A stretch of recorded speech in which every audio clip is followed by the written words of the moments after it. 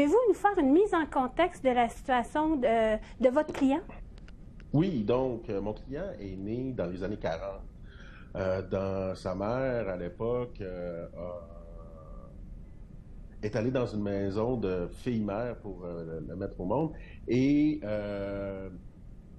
on l'a adopté que beaucoup plus tard, quand la conjointe avec qui elle allait se marier voulait absolument que son conjoint soit issu d'une famille, que tout ça soit pas déclaré sans parents au baptistère. Et au moment Parce que bien que sa mère l'ait élevé, mon client, c'était pas légalement son enfant. Donc, il a décidé d'aller...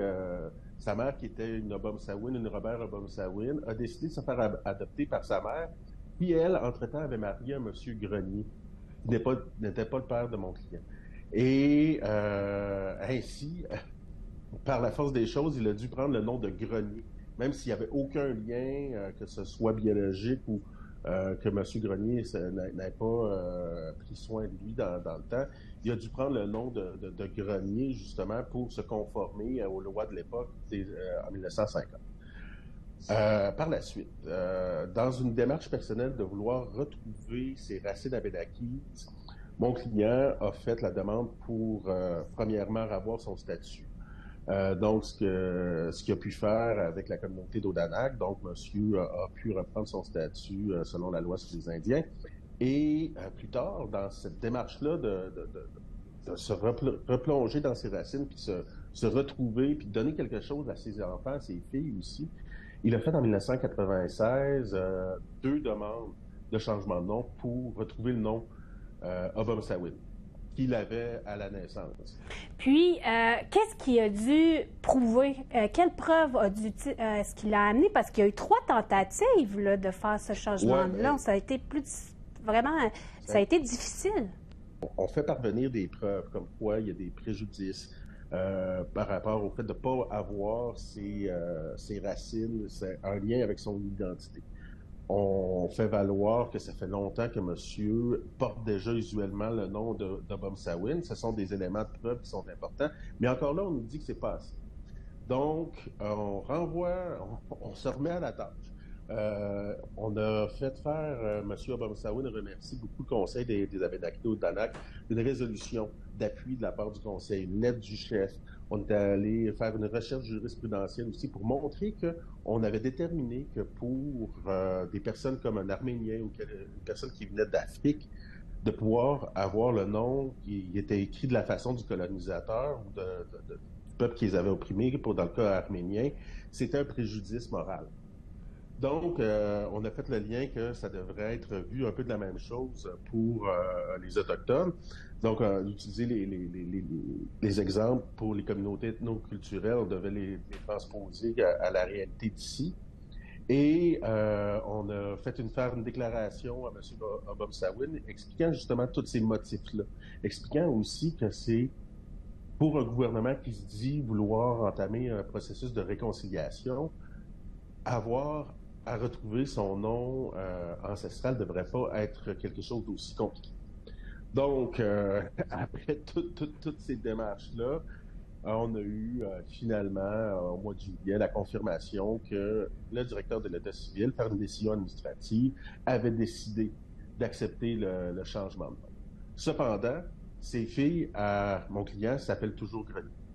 Ces 3 filles vont faire maintenant la démarche et on a cru bon de sensibiliser le gouvernement à cet égard-là. Donc, on a envoyé ma cliente, la fille de mon client, donc notre cliente, a décidé d'envoyer une lettre au ministre de la Justice, Jolin Barrette, et au ministre des Affaires autochtones, au ministre des Affaires des Relations avec les Premières Nations et Inuits, Yann Lafrenière, en mettant toutes les autres parties d'opposition en CC, en copie conforme, pour leur dire que on devrait avoir un changement à la loi. Tu sais, on a eu, il y a un an, le gouvernement qui dit on ne fera pas payer les personnes qui sont passées par des pensionnats pour un changement de nom. J'ai l'exemple très récent de Richard Ejganossi qui a fait le changement, qui est passé par le pensionnat, puis qui a demandé un changement de nom. Il n'a pas eu à payer les frais d'administration, mais il n'a pas obtenu son changement de nom à cause qu'on considérait que ce n'était pas un motif sérieux ce qui amenait pour retrouver son nom qu'il avait quand il était jeune avant de s'appeler Richard. Donc, la preuve est toujours à faire pour ces personnes-là, pour les personnes autochtones, de démontrer que c'est un motif sérieux, puis c'est une preuve, comme on l'a vu dans le dossier de mon client, qui n'est pas simple. Puis quels vont être les impacts de cette décision-là de votre client, que votre client a reçu?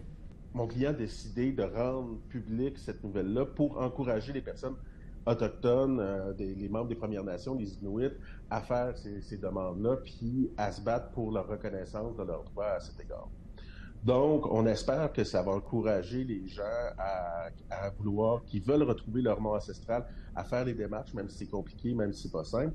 Puis l'autre élément, avec la lettre que ma cliente, la fille de M. Grenier, a envoyée au ministre, puis au parti d'opposition, on espère que sensibiliser le gouvernement et l'Assemblée, les députés de l'Assemblée nationale, pour qu'on change l'article 58 du Code civil éventuellement, pour dire que pour un membre des Premières Nations et un Inuit, vouloir retrouver son nom ancestral, ça devrait être un motif sérieux en soi. On ne devrait pas avoir à faire une preuve complexe de ça. Ne trouvez-vous pas que ce cas, le cas de votre client, peut faciliter les démarches des Autochtones autodéclarés à changer leur nom de famille eux aussi? Je ne penserais pas que dans la situation actuelle d'une décision non judiciarisée comme mon client, ça puisse faciliter, ça puisse créer un précédent pour les personnes autodéclarées. Comme ma cliente l'a demandé, la fille de mon client, au gouvernement de changer peut-être la loi pour faciliter ça, le changement de nom pour les Autochtones, bon, mais on devrait avoir à ce moment-là la réflexion dans la procédure pour ces changements de nom-là pour les Autochtones, de faire en sorte que ce soit des personnes qui sont reconnues par leur communauté qui puissent avoir accès à ce changement de nom de facilité. Tchanishkamadan Alexis Wawanolwat. Léonie.